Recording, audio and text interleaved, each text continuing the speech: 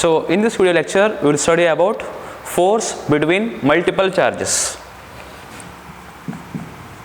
Force between multiple charges. Multiple charges. ಆಯಿತಾ? ನೋಡಿ ಇವಾಗ ಈಗ ನಾವು ಎರಡು ಪಾಯಿಂಟ್ ಚಾರ್ಜ್ ಇದ್ದಾಗ ಯಾವ ರೀತಿ ಫೋರ್ಸನ್ನು ಕಂಡುಹಿಡಬೇಕು ಅಂತ ನಾವು ಕಲ್ತಿದ್ದೇವೆ. ಈಗ ಎರಡಕ್ಕಿಂತ ಹೆಚ್ಚು ಪಾಯಿಂಟ್ ಚಾರ್ಜ್ ಇದ್ದಾಗ ಹೇಗೆ ಫೋರ್ಸನ್ನು ಕಂಡುಹಿಡಿಯೋದು ಹೇಳೋದು ಇಂಪಾರ್ಟೆಂಟ್ ಇವಾಗ. ಸೊ ಅದಕ್ಕೋಸ್ಕರ ಇದನ್ನು ಯೂಸ್ ಮಾಡ್ತೇವೆ.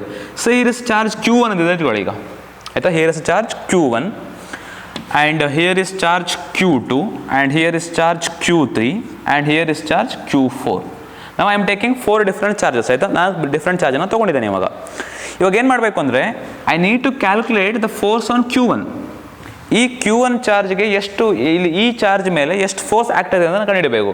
ನೋಡಿ ಇವಾಗ ಚಾರ್ಜ್ Q1 ಮೇಲೆ ಎಷ್ಟು ಫೋರ್ಸ್ ಬರುತ್ತೆ ಆ್ಯಕ್ಚುಲಿ, ಈ Q2 ಕೂಡ ಫೋರ್ಸನ್ನು ಅಪ್ಲೈ ಮಾಡುತ್ತೆ ಇದ್ರ ಮೇಲೆ. ಸೊ ಈ Q3 ಕೂಡ ಅಪ್ಲೈ ಮಾಡುತ್ತೆ ಫೋರ್ಸನ್ನು, ಇದು ಕೂಡ ಈ Q4 ಕೂಡ ಏನು ಮಾಡುತ್ತೆ ಆ್ಯಕ್ಚುಲಿ ಫೋರ್ಸನ್ನು ಅಪ್ಲೈ ಮಾಡುತ್ತೆ. Assume that all are the positive charges, plus Q1 plus Q2 and plus Q4 like this, ಆಯಿತಾ? ಇವಾಗ ನೋಡಿ, say that the distance is R12 here and here it is R13 and here the distance is R14, ಆಯಿತಾ? This is the distance ಅಂತ ಇಟ್ಕೊಳ್ಳೋಣ. ಇವಾಗ ನೋಡಿ ಈ plus Q2 plus Q1 ಏನಾಗಬೇಕು, ರಿಪಲ್ಷನ್ ಆಗಬೇಕಲ್ಲ. So this is what the repulsion. This is what force on 1 due to what 2. Okay, force on 1 due to 2. ನಾನು magnitude ತಗೊಳ್ತಿದ್ದೇನೆ. You can take the vector as well, no problem. Okay, so similarly Q3 ಕೂಡ repulsion ಆಗಬೇಕಿಲ್ಲಿ. This is the Q3, force on 1 due to 3. Okay, ಅದೇ ಥರನೇ ಇಲ್ಲೂ ಕೂಡ ಏನಾಗಬೇಕಲ್ಲಿ repulsion ಆಗಬೇಕು. This is what force on 1 due to 4. 1 due to 4. ಇವಾಗ I got the value for the 3 forces. 3 force ಸಿಕ್ತು ನಮಗೆ. ಇವಾಗ ನಾನು ಅದಕ್ಕೆ ವ್ಯಾಲ್ಯೂಸನ್ನು ಬರೀತೇನೆ ಯಾವ ಥರ ಅಂತ ಹೇಳ್ಬಿಟ್ಟು. This is what force on, let me use the black ink here, ಆಯಿತಾ? ಬ್ಲ್ಯಾಕ್ ಇಂಕನ್ನು ಯೂಸ್ ಮಾಡ್ತಾನೆ ಈಗ. This is what force on 1 due to 2. Okay, that is equal to 1 divide by 4 pi epsilon naught into Q1 into Q2 divide by R12 square ಅಲ್ವಾ ಅದು. The distance is R12 square as it is a vector quantity. So the direction is from 2 to 1. ಇಲ್ಲಿ 2 to 1 ಹೋಗ್ತಿದೆ. So ಅದಕ್ಕೋಸ್ಕರ R21 cap, this is the unit vector, ಆಯಿತಾ? So ನಾವು F13 vector that must be equal to 1 by 4 pi epsilon naught into what Q1 into Q3 divided by R13 square. Okay, R13, this is the R13 ಅಲ್ವಾ, ಇದು distance ಇಲ್ಲಿಂದ ಇಲ್ಲಿಗೆ R13 ಇದೆ. So the result direction ಹೆಂಗಿದೆ, ಹಿಂಗಿದೆಯಲ್ಲ ಇದು. So ಅದಕ್ಕೋಸ್ಕರ 31 R31 cap. Similarly, force on 1 due to 4, that must be equal to 1 by 4 pi epsilon naught into Q1 into Q4 divided by R14 square into R41 cap. R14 cap ಅಂತ ನಾವು ತೊಗೊಳ್ತೇವೆ ಇವಾಗ. So ಇಷ್ಟನ್ನು ತೊಗೊಂಡಾಗ ಇವಾಗ ಏನು ಮಾಡಬೇಕು? So whether the force is scalar quantity or vector quantity, ಏನಂತ ಹೇಳ್ತೀರ ಅದನ್ನು? Scalar vector force clearly it is a vector quantity ಅಲ್ವಾ. ಸೊ ಅದಕ್ಕೋಸ್ಕರ ಏನು ಮಾಡಬೇಕು ಅಂದರೆ you need to use the vector addition. ಇದಷ್ಟು ಮೂರನ್ನು ಸೇರಿಸ್ಬಿಟ್ಟು ನಮ್ಗೆ ರಿಸಲ್ಟೆಂಟ್ ಬೇಕು. ಸೊ ಅದಕ್ಕೋಸ್ಕರ the force on first charge must be equal to F12 plus F13 vector plus F14 vector. ಇದನ್ನು ಮಾಡ್ತೇವೆ.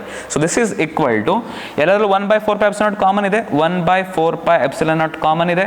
ಅದರ ಮತ್ತೇನು ಕಾಮನ್ ಇದೆ ಆ್ಯಕ್ಚುಲಿ? Q1 ಕಾಮನ್ ಇದೆ, Q1 ಕಾಮನ್ ಇದೆ.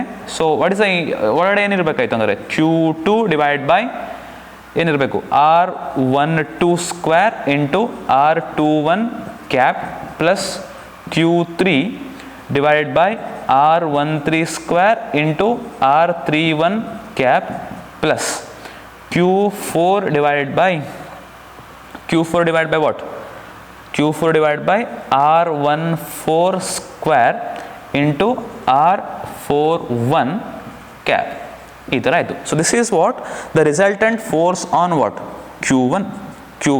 ಸೊ Q1 ವೆಕ್ಟರ್ ಅಂತ ಹೇಳ್ಬಿಟ್ಟು ಇದನ್ನು ನಾವು ಏನು ಮಾಡ್ತೇವೆ ಆ್ಯಕ್ಚುಲಿ ಐಡೆಂಟಿಫಿಕೇಶನ್ ಮಾಡ್ತೇವೆ. ನಾನು ಡಿಫ್ರೆಂಟಾಗಿ ಏನನ್ನು ಕೂಡ ಯೂಸ್ ಮಾಡಿಲ್ಲ. ಈಗ suppose the system contains n charges Q1 Q2 Q3 up to what Qn, ಈ ಥರ Q1 Q2 up to what QN charges ಇದ್ದರೆ ಆವಾಗ ಏನು ಮಾಡ್ತೇವೆ ಅಂತಂದರೆ ಇದೇ ಥರನೇ ಕಂಟಿನ್ಯೂಷನ್ ಆಗ್ತಾ ಹೋಗ್ತದೆ.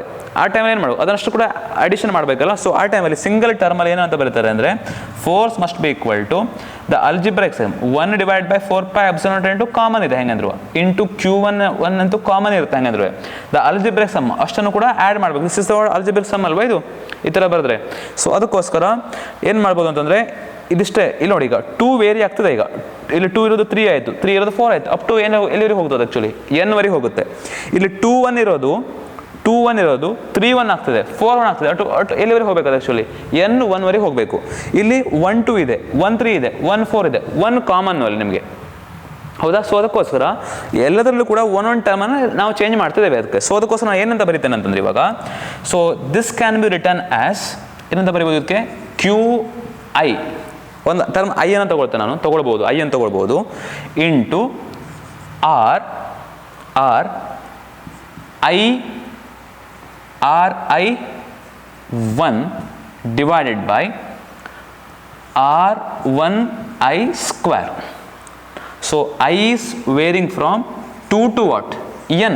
ನೋಡಿ ಹೆಂಗೆ ಅಂತ ಹೇಳ್ಬಿಟ್ಟು ಈಗ ಫಸ್ಟಿಗೆ ಏನು ಮಾಡ್ತೀರಿ I = 2 ಹಾಕ್ತೀರಿ, Q2 divide by R12 square into R21 I ಜಾಗದಲ್ಲೆಲ್ಲ ಹಾಕ್ತಾ ಹೋದ್ರೆ ಆಯಿತು. ನೆಕ್ಸ್ಟ್ 2 ಹಾಕಿದ್ರೆ ಏನಾಗ್ತೀರಿ ಆ್ಯಕ್ಚುಲಿ ನೆಕ್ಸ್ಟ್ ಬರೋದು 3 ಅಲ್ವಾ. ಸೊ 3 ಹಾಕಿರಿ ಅಂತ Q3 divide by R13 square into R31 cap. So ಅದೇ ಥರ ಏನಾಗುತ್ತೆ ಆ್ಯಕ್ಚುಲಿ ಇದು till the value of N ವರೆಗೂ ಇದೇ ಥರನೇ ಮುಂದುವರೆದ ಹೋಗುತ್ತೆ. This is what the resultant force due to N charges ಇದ್ದಾಗ ಇದು ನಿಮಗೆ ಫೋರ್ಸ್ ರಿಸಲ್ಟೆಂಟ್ ಫೋರ್ಸ್ ಆಗಿರುತ್ತೆ. Okay, so this is how you can use the force between the multiple charges. Okay, thank you. Next video will continue ಮಾಡ್ತಾನೆ.